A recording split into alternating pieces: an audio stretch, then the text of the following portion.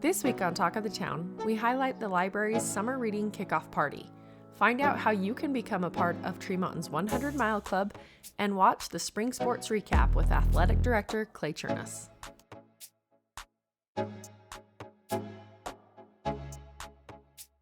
The Tree Mountain Library recently held their 17th annual Summer Reading Kickoff Party at Schumann Park.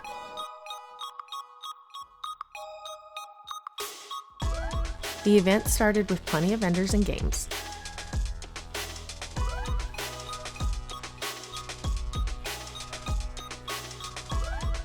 Princess Peach and Mario even made an appearance.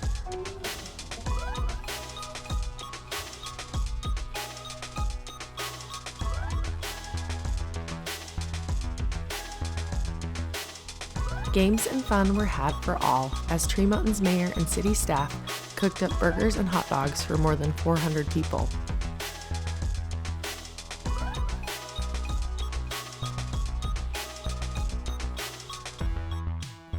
There were many authors in attendance to sign books, and live music kept attendees rocking through the evening.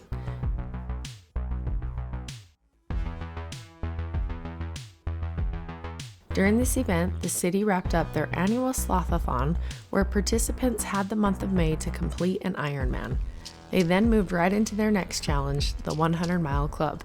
The fun continued with an epic chalk fight where dozens were caked in color, something so fitting for this year's library theme, Color Our World.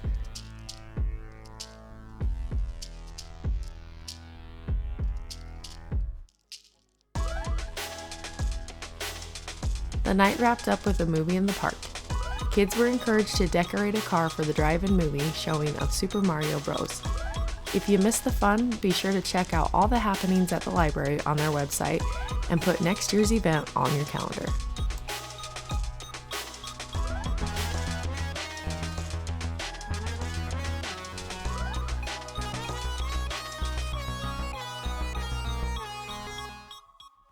Hey everyone, I'm Brooke. I am a program coordinator for Parks and Recreation. I'm Kaya. I'm the community events coordinator, and we're here at Schumann Park kicking off our 100 Mile Club. We are also ending our Slothathon today, so we had about 20 participants, and I believe Almost all of them. Most of them finished, so that's awesome.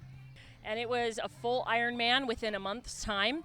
The 100 Mile Club is 100 miles in 90 days. We'll do weekly meetups here at Schumann Park on Thursday mornings. It's not too late to sign up. You can sign up through this summer if you think you can finish it.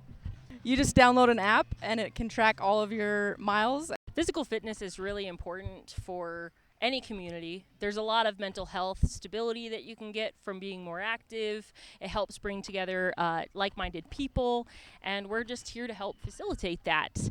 So come and join us. And it's also fun. Like, we want to have a good time while exercising. So yeah, come have fun with us. Talk of the Town is made possible by supportive sponsors who love our community. Show your love by supporting them today. Well, we're here with the spring sports wrap up here with athletic director, assistant principal, and probably a lot of other titles. Clay Chournos, and nine sports. Yeah, and a couple of activities on top of in the springtime. Springtime's kind of insane. Yeah. Well, you can now breathe now that graduation's over with, and yeah, all things set aside. But I guess we'll start with the big one: track and field. Yeah, I thought our track and field team had a great season. Shout out to Coach Bryant. He's been a really good asset to our track team. This was his last year. Bryant Curtis is our head track coach. His business life got a little too busy for him, so he's not able to do that. But I thought this year was great. We had lots of individual kids go out and do lots of good things. You had Ty Jones. I think finished in the top three in both the jab and the shot. You had the Meads twins right up there in all of their events. Reggie Hess was right there in a bunch of events. We had our 400 meter relay, or it might be the 200 meter relay. I can't remember for sure which relay took second. Did a great job there in state. And so, yeah, we had really good showing all the way through our region season and then into our region meet. We had tons of medalers in our region meet, and then did a really good job at state. I was pretty proud of those guys. They work really hard. It's kind of an unsung deal because not too many people watch a track meet. It's pretty tough. It takes forever. Yeah. I mean, you're there for a long time, and so not too many people get to watch the whole track meet, and so they get a little bit overlooked sometimes. But I think they did a great job. They work hard, and like I said, Coach Curtis did a great job with those kids and his staff, all of them. So our new coach heading into the next season is David Putnam, and he's been the assistant coach there for I think the last 3 years, and he's ready to take over and do some fun stuff. So it'll be interesting to see. We've got some, like I said, we had some people this year that were kind of mainstays for a long time that'll graduate, and it'll be interesting to see who steps up and takes their place. So we'll jump to girls golf, and they had a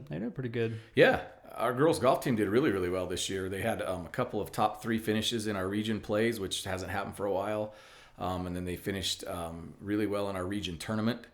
We qualified the entire team to go down to state, which is a little more difficult to do than it sounds, honestly, because they don't just take certain percentage of the teams in the regions. You have to finish in the top so many in the whole state to be able to go.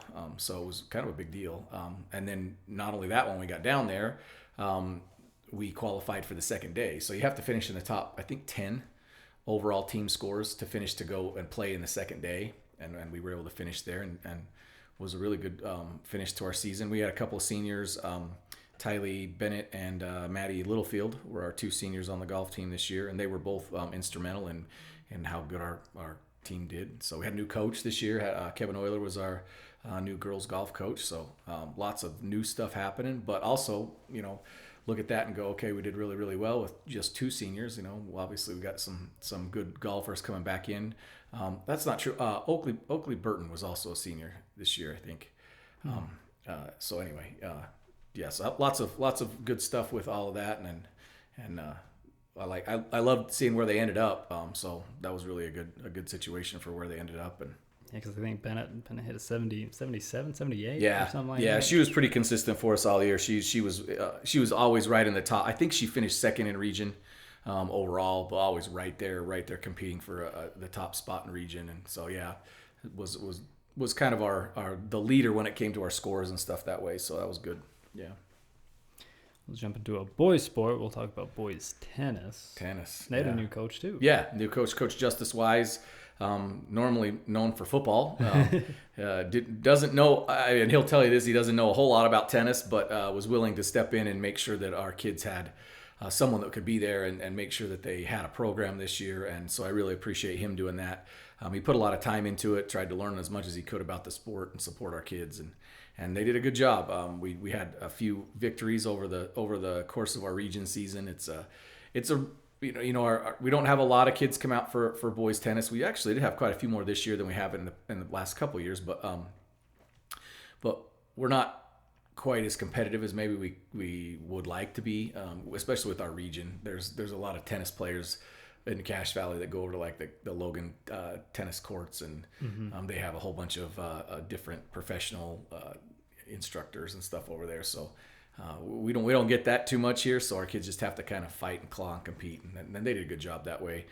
Spencer Cephalo and Easton Johnson were able to qualify for the state tournament and went down and played in a doubles match down there and did really well. And so yeah, we're just kind of looking forward to working on getting more kids out for that sport and getting them to work on a few things in the off season so that they can we can compete a little bit better. But overall, felt like the season was a good season. The kids had fun, and we were able to, like I said, we were able to compete pretty well in our region. We didn't always come out on top, but I think we gave teams a little bit more competition than they thought they were going to get when they would come over to play us or when we'd go over to play them. So yeah, but yeah, Justice did a great job with those kids, and we appreciate him being willing to step in and make sure we have all the programs we can. And speaking of a new coach, you had boys volleyball having a new coach. Yeah, Coach Bywater. We got new coaches all over the place. It's like when you have 25 sports in the school year, we've replaced, in the 3 years that I've been there, we replaced I think like 60 or 70% of the coaches. Just it's part of the deal. You have coaches retire. You have coaches that can't do it anymore, or they move or whatever. But yeah. So yeah, Coach Bywater ended up taking our boys volleyball program, and she did a great job. She's a coach that doesn't have a lot of experience, but we knew we needed a coach, and I went into her literally like 3 weeks before the season started and just said, hey, I need somebody that can come in and do this. And I know that you know enough about volleyball that you can do it, but I also know you really enjoy kids. And she did a great job on top of trying to get her master's degree. In coaching and in stepping in with new and being a female coach for boys athletics. That's always a little bit of a dynamic that you don't know how that's going to work, but I thought she did a great job. Yeah. And I thought she did a great job. We ended up getting our first region victory when we beat Mountain Crest, and then just really I thought the kids did a really good job of having a good time, but also got a lot better. The second half of our region season, if you looked at the games from the first half to the second half, we were super competitive in the second half. I mean, there were times where even the really good teams, they were a little scared we were going to come in and beat them up a little bit. And our kids had a lot of good things. A lot of the seniors. It's only the second year we've had the team, so those guys were instrumental in trying to make us or make that program relevant and to really kind of build that program. So they did a great job. We unfortunately didn't make the playoffs. We were not too far out of that, but didn't make the playoffs this year. But that's our goal for next year, is that getting good enough wins and be competitive enough that we can go play in the playoffs and see what happens from there. Robotics, thought they were a winter sport. They seem like a winter sport, but they're an all-season sport. I was just saying, they're a year-round sport. Let's just call it what it is. They're there all the time. I tell people this all the time. I have people ask me, well, who's the hardest working group in the school? It's not even close. I mean, there's nobody that works harder than robotics. They just don't. They're there all the time. I have to kick them out of the building half the time because they want to be there till midnight, 1 o'clock. And they just work. They go in, they enjoy what they're doing. They have great advisors. Our main advisor, Preston Ritchie, actually received an award at Worlds this year, called the Legacy Award, which it's pretty much reserved for the best robotics instructors in the world. And he was one of those that received it this year, and well deserved. He spends so much time. I mean, he's a guy that nobody really knows this, but he doesn't need the work. He had like 2 or 3 different businesses that he sold before he ever got into education. He does education because he likes to be around kids. Huh. He has no reason to do that other than that. And so he loves being around our kids. He loves being at the school, and he's there all the time. And anytime a kid wants to work on something, he's there. And he's really built a program with robotics that's second to none in the nation. I don't know that you could, I know we haven't. You look at, well, did you win a national title? Well, that's or a world's title. There's not too many people that can ever say they've even competed there. But I think in the last 6 years, we've taken at least 2 teams to the world's competitions every year. This year, I think I have this right. This year there were 6 slots for high school teams to go to the world's competition, and we took 5 of them in the whole state. So I'm pretty sure Davis is the only other team from the state that went, and we had 5 teams go. It's almost impossible to do, really. And so just unbelievable. And the kids work their guts out. They know what they're doing. It's kind of funny if you ever went and watched a robotics competition. It's not as much competition. I don't know, they're not yelling at each other. There's no showboating or whatever, right? Yeah. And it's really fun to watch because they compete. They're competing against each other, but at the same time they're kind of rooting for each other because it's one of those situations. It's just kind of fun to watch. If you ever get a chance to go, we host one. Usually we host in November. We have one at our high school, and it's one of the better ones in the state. And yeah, it's really fun to watch. So they went to Texas, and I think we had 2 teams that qualified for the knockout rounds, which are basically, they funnel you down and you have to win to move on. And I think we won a couple of those, but didn't quite. They call it the dome. The last ones they call the dome because they actually take them to a specific spot and they compete. Well, there's about 20,000 people that watch you compete in a big arena, we haven't quite made it there yet. That's our main goal, one of our goals in the next 2 or 3 years is to have a team that can make it to the Dome. We had a lot of seniors this year that have been a part of our robotics program for a long, long time, and we'll miss those guys. But have a lot. Our middle school team, our junior high team, did really well there too. So we're continuing to build. I think every year we've added a new team on top of the teams that we've got. So we're always trying to find space for them to do their stuff, because when we very, very first started, I think we only had three total teams. I think we're up to 9 or 10 now, which each team has at least 4 members and sometimes more. So it's pretty amazing how fast and how well that's grown and how much good they do. Just because of the nature of what they do and the hard work that they do, they're a huge part of what our identity at the school is. Going back to the new coaches, another new coach here for boys soccer. Yeah, Coach Parker. Coach Parker, yeah. I thought she did a great job. It's like I said, it's always a different dynamic when you have a female coach coaching male sports, and so when we asked her to take over, she was super excited. I thought she did a great job. She had those kids working hard. She had a lot of different personalities that she had to deal with lots of different kids. Some over the top, some not as confident as they maybe could be or should be. She did a great job of trying to merge all of that together. I think we won 4 games this year, which is the most we've won in quite a while. Yeah. And we're really competitive in region play. I mean, honestly, just right there was I think 4 or 5 games that we got beat by 1 goal. And some of that was late in the game. We made the playoffs, got to go over to Skyview, and we just barely played them, and we went over there, and I think they scored a goal with 10 minutes left in the game, and they ended up beating us 1-0. That's pretty good for us to. Yeah. I think Skyview went on to win the next game, and then maybe got beat out in the semifinals. So again, our region's really tough when it comes to soccer, and she did a great job of helping all those kids, compete and think that they can compete in our region and go out and win some games. I know the funnest game this year, I think, was the Grantsville game. We played that game in a blizzard, literally a blizzard. I didn't think we were going to get it in, and Paul had to go out there and plow all the lines on the field just so we could see where everything was at, see if the ball was out of bounds or not. And we ended up winning that game. Had a ton of fun. So yeah, they had some really good seniors this year that put a lot of time and effort into the soccer program. We really appreciate them. I think they had 10 seniors this year, so I'm not going to try to name all of them because I'll miss somebody. But I think they had 10, and they've done a great job of building that legacy this year that the next group can come in and know that they can compete and see if we can't move that to the next level. And so yeah, we're excited about all that. But appreciate Coach Parker for coming in and just really being willing to take over and do what it takes to be the leader within that program in a kind of a difficult situation with everything that was going on, and did a great job. So go boys lacrosse, another new coach, another new coach. Yeah. Keeping on with that. Yeah. Coach Pulsifer, yeah, he does a great job. He was kind of came in a weird situation with Coach Rogers last year. We thought he was coming back, and then his family situation changed just a little bit in his job, and he just wasn't able to put the time in that he needed to.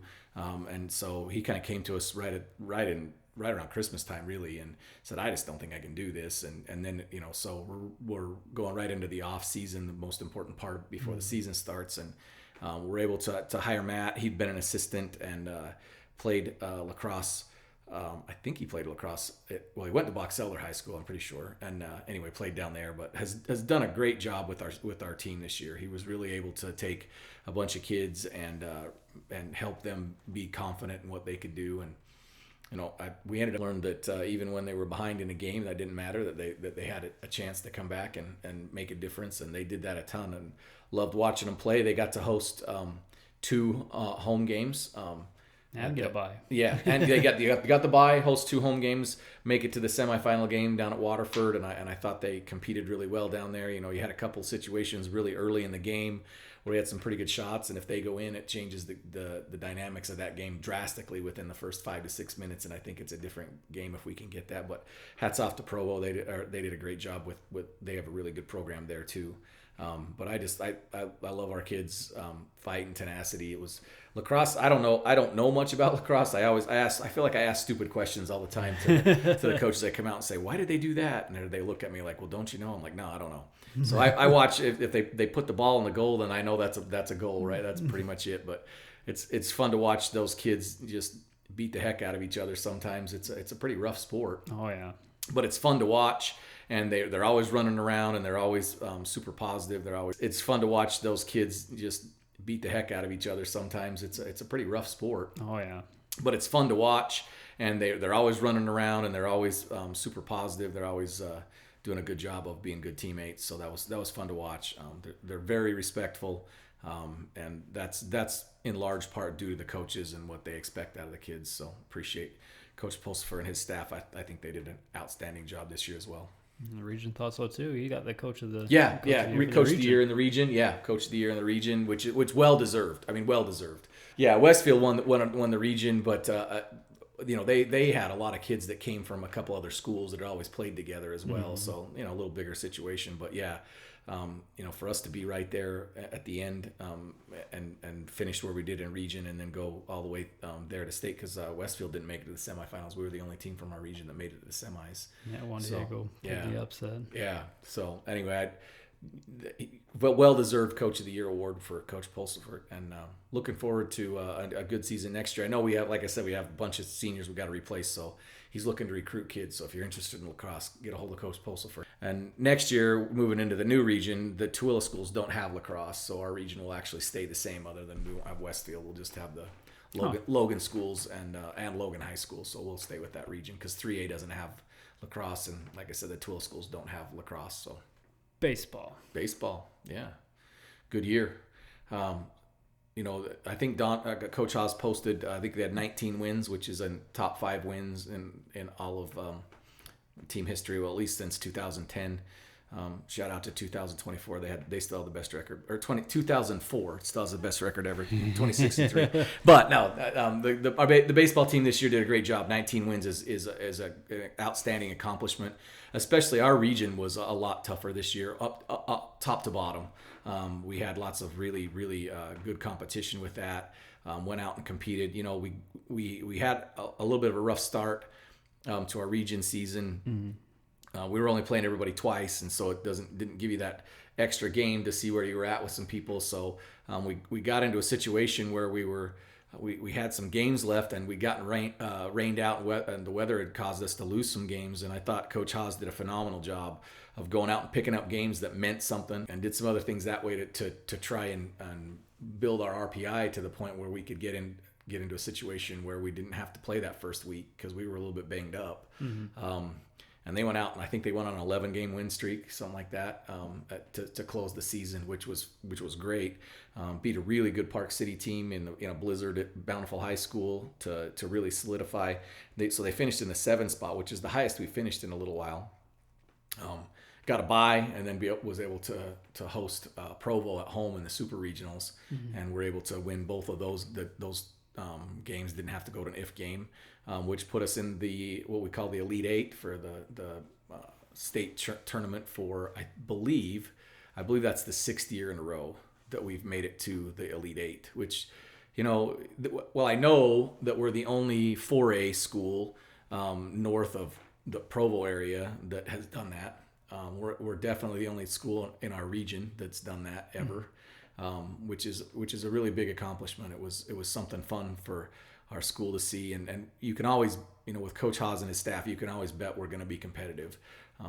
They do things the right way. They take a lot of pride in their fundamentals, and they take a lot of pride in being competitive, and they work really hard at it. You go watch a practice, and you can see why they're good.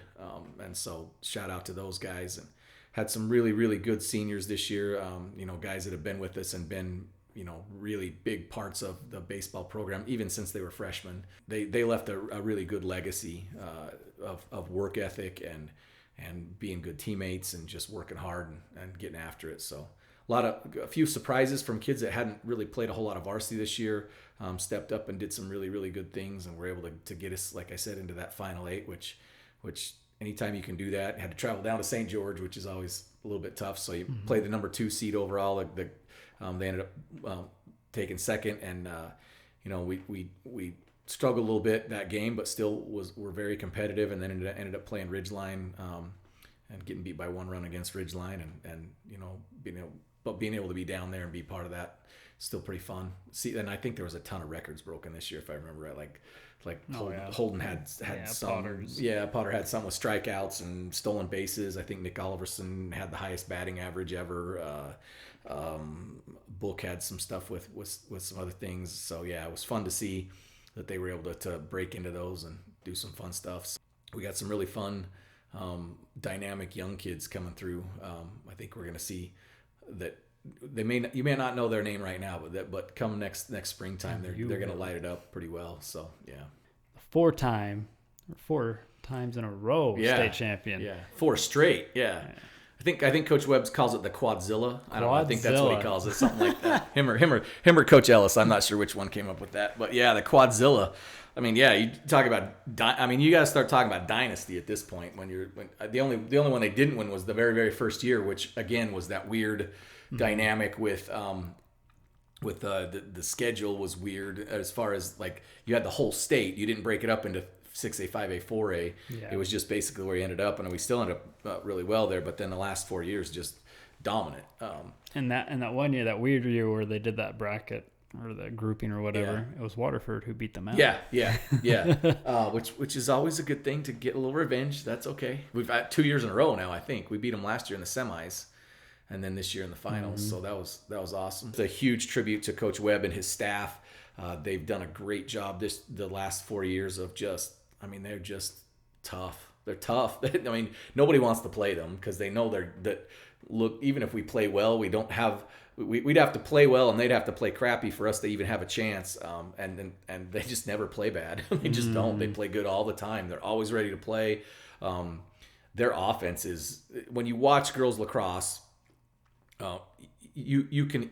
it's easy to see why we're so successful, and it comes down to the way that we are able to pass the cross ball around and be able to catch it and put ourselves in really good situations and get good shots, which is interesting because usually we're scoring 19, 20 points a game, 20 goals a game, and just housing people. But you get into the state championship game, and credit Waterford, they really slowed some things down, made it really hard for us to be really dynamic on offense, and so we had to really play defense. And man, I'll tell you what, we played some defense.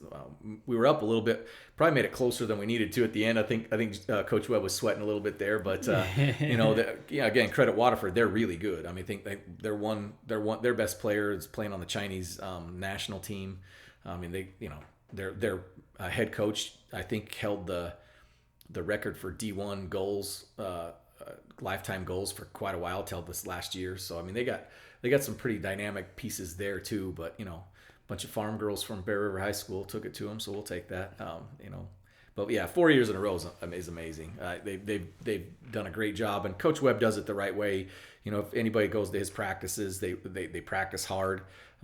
He demands a lot out of his girls, but also is one of those people that they really respect, and he gets a lot out of them. Shelby ended up having, I think, over 400 goals in a career at Bear River High. She started since she was a freshman, which is pretty amazing, and been part of all 4 state championships. That's pretty awesome. And so, yeah, some fun stuff there. The funnest part about that is really the core part of the team. Like you said, you only got three seniors, so the core part of your team's freshmen, sophomores, and a few juniors mixed in there too. And man, we got it set up for the next 3 or 4 years as well. I was gonna say Colin Webb are nipping at the heels of Wilkinson for leading absolutely score. Yeah, absolutely. Yeah. And it just shows you how versatile they really are. They're freshmen, they're coming in and leading the state in a lot of things, and they're ready to go. They're not afraid to come in and play when they're freshmen, which is fun.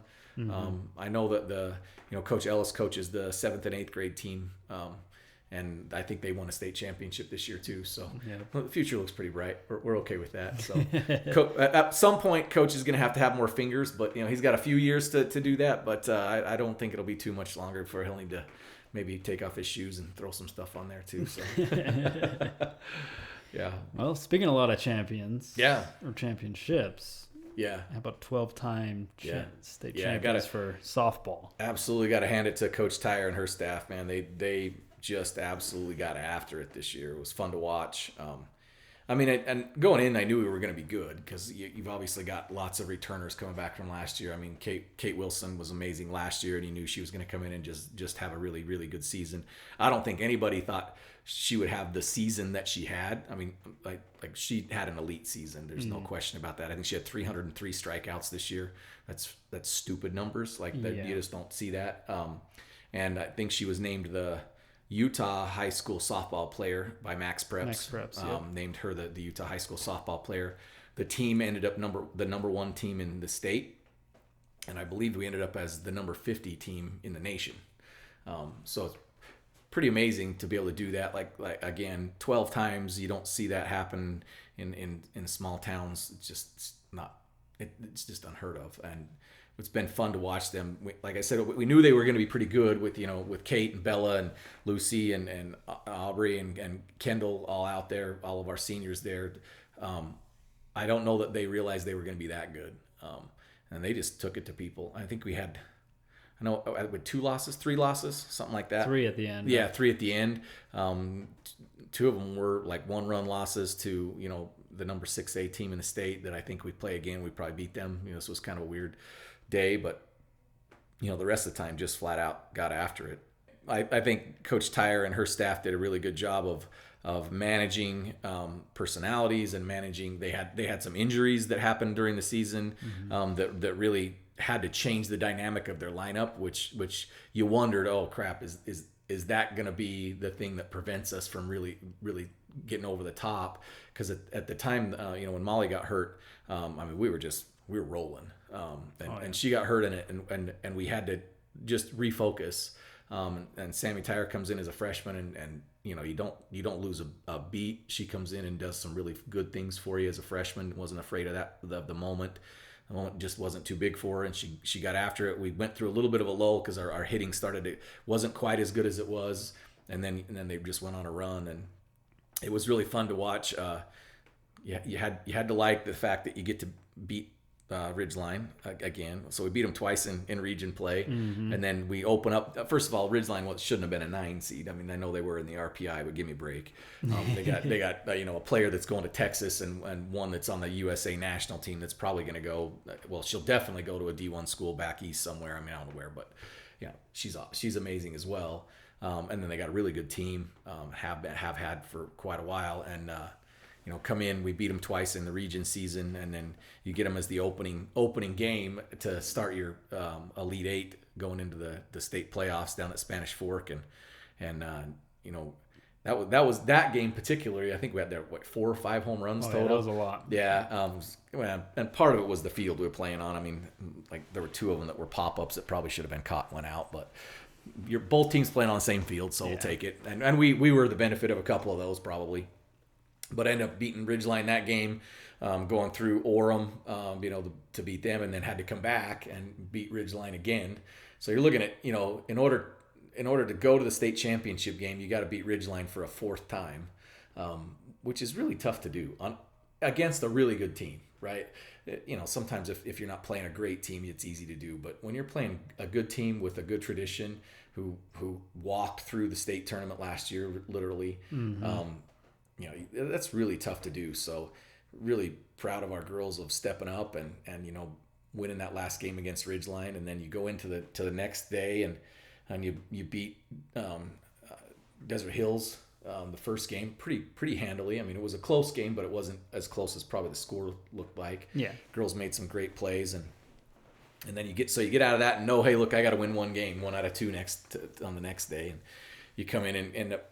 That second game was a great game. I think it was a 3-1 ball game at the end, and we just couldn't find any luck that game. We had lots of opportunities. Yeah. We never stopped playing, but we just couldn't find any breaks, and it was fun. It was fun to listen to Coach Tyre, go out and refocus her girls to get back into the next game, and really it was a lot of the seniors that stepped up and made a couple of comments and just said, hey, we're good.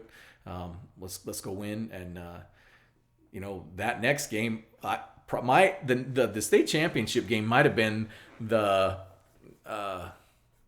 the worst game we played all year as far as like overall. Like we made some uncharacteristic mistakes, right? Had just had some tough plays, but then just had some things we don't normally do. We usually are really good on certain things, and we just didn't do that. They had, I think, bases loaded at least twice, if I remember, with less than 2 outs, and didn't score. Which again, a credit to the coaching staff, communicating to the kids that hey, we're good, and then for them to execute some plays and get out of it. So then you end up going into the extra innings, and man, that was a blast. To they come out and they don't score a run in the first extra inning.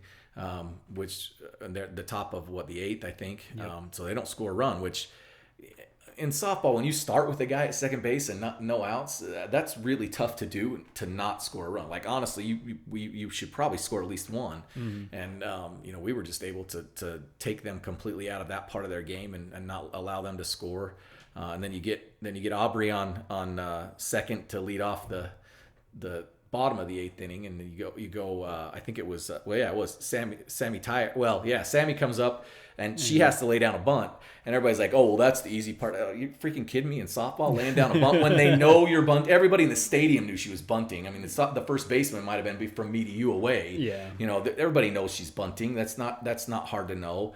And she lays down a beautiful one, gets Aubrey to third base with less than 2 down, and then you got Bella and Lucy coming up, and you're like, oh, we're in good shape. And I was over in the stands going, they're not pitching to Bella. I mean, they couldn't get her out. I'm literally, I think she hit like 950 in the state tournament. She was on base every time he turned around. Yeah. And they throw that first pitch, and I turned around. I can't remember who was sitting next to him. I said, I can't believe they're pitching to her. And I think their coach finally realized, though I didn't tell them. She got one pitch, and then it was one of these. We're not pitching to her. And then they had to do what they needed to do. Put Lucy on. Lucy'd had a great tournament too. She put Lucy on to force the force play at the plate, or possibly a double play. To get you, one hit gets you 2 outs. And you got a sophomore in Marley Tisdale that comes up, and she hadn't played varsity all of the year. She kind of got inserted in the lineup a little bit late, and comes through with a fly ball, and Aubrey tags up and makes it look easy, but it's not easy in those pressure situations. And so you got to give those girls a ton of credit for staying calm and just riding that out, and then being confident in their abilities and their teammates, and give the coaches a ton of credit for pulling the right strings at the right time. It's just a fun deal. I think Jordan had 4 in a row when she was a player. If I remember right, Jordan had 4 straight state championships. She was part of the 5-peat. Yeah, she was part of the 5-peat, and now she's got 1 as a coach. So she's gonna need another hand with some rings in the next couple of years, we hope too. So yeah, Bella. So you got lots of kids. You got Bella that signed at Purdue, and obviously well deserved. She was by far, I think, I watched a lot of softball this year. I think she was probably the best hitter in the state. I think she ended up with 17 home runs, if I remember right. Yep. Which is unbelievable. Then you got Lucy. Lucy signed in Arizona. She's going to go play in Arizona. Yep. And she was a kid that, last year she caught for them the whole year, and this year she ended up playing second base and being one of their mainstays behind the plate. All the outfield, you got Boston in the outfield and right field made an unbelievable play.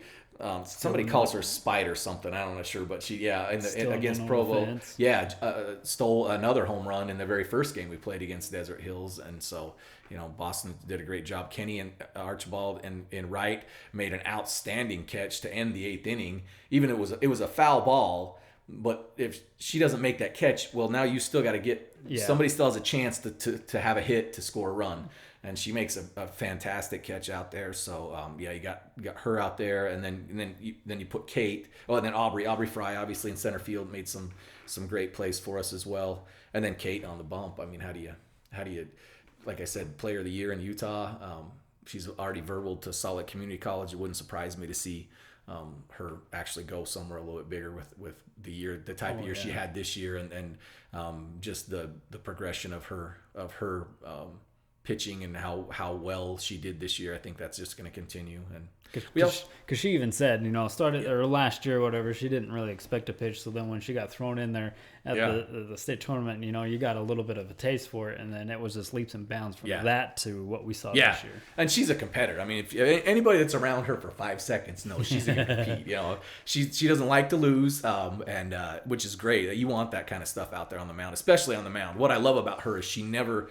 When she celebrates, she always celebrates with her own teammates. So when she's vocal and when she's excited and when she's doing stuff, it's never a taunting manner to the other team. It's always directed at our players, and I love that. We part of sports have to be emotional. It has to be. You're out there competing. There's a lot of pressure on kids, whether you want to acknowledge that or not. They internalize that pressure, and you have to let them have some emotions, but it just has to be channeled in the right way. And Kate always does it the right way. It's kind of fun to watch, and she gets super excited when I don't know if you noticed this, but in the state game when Kendall made that catch and when Boston made her catch, with Kendall, one of the first people to meet her clear over on the right field line was Kate. Mm-hmm.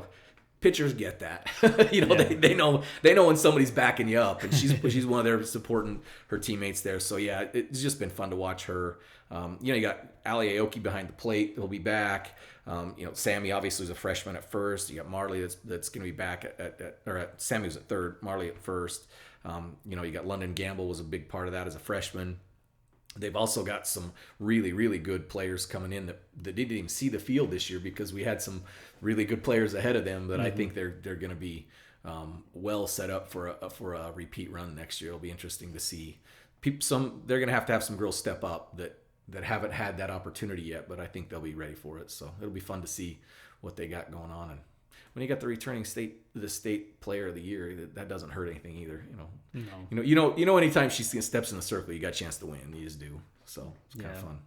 Yeah, I think you got the fear back in everybody now. Oh, yeah. For Bear River softball. Yeah. And last year, we're tied for third place. Last year's not a shabby finish, right? I mean, it was also nice to kind of get a little revenge on Desert Hills for knocking us out last year, and pretty amazing job for Coach Tyre in her second year to be able to do that and not only get to the state championship game, but to guide them through to a win in a 3-game series that was really tough. So that's your spring recap.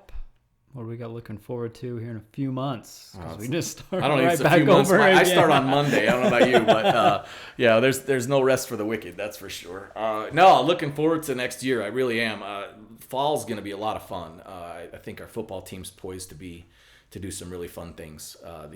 Coach Waits got some really, really interesting things that he's done with the program this year to try and take the next step, and I really think we're going to get there. We just hired a brand new girls volleyball coach, Lexi Talatau. So she's actually from Box Elder. Her maiden name's Barlow. She went to Box Elder High School. Okay. And so we just hired her and just had a meeting last night for that to take over. Our cross country teams are going to be really good. We've got some young kids coming back that were really good last year and be really good this year. Coach Hartfield's leaving us, so I got to find a new golf coach here in the next week or so. But I'm looking forward to seeing what they can do. Who am I missing? Girls soccer. Coach Jess Waite has some really good girls coming back, and so it'll be fun to watch them. So yeah, we got a lot of fun things going on in the fall. There'll be a million things going on this winter. So I think our fall sports day is like August 8th, if I remember right, something like that. So we'll have a fun, kind of like what we did last year with our media day, and bring all the sports out and have some fun and do that. And then we have some really cool stuff going on at the school this year. We're gonna have a brand new sound system for the football field and a brand new scoreboard.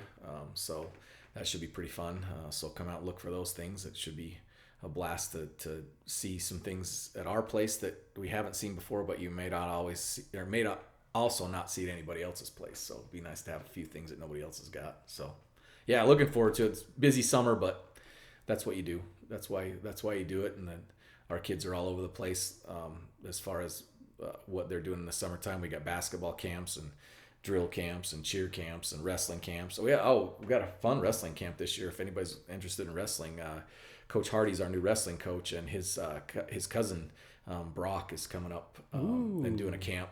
I think it's the only camp he's doing in the United States this next year. So 2-time runner-up national wrestler, wrestles for Nebraska. Obviously, just an insane wrestler is coming up to do a youth clinic for us. So that'll be fun. It's fun to see all the kids doing what they love to do and getting better at it. So. To relive all these moments discussed in the spring recap, or even in years past, you can catch all the action on Bear River Live's YouTube channel. Although we've wrapped up another year of our sports coverage, we'll still have plenty of features and spotlights this summer. Stay in the know with Talk of the Town.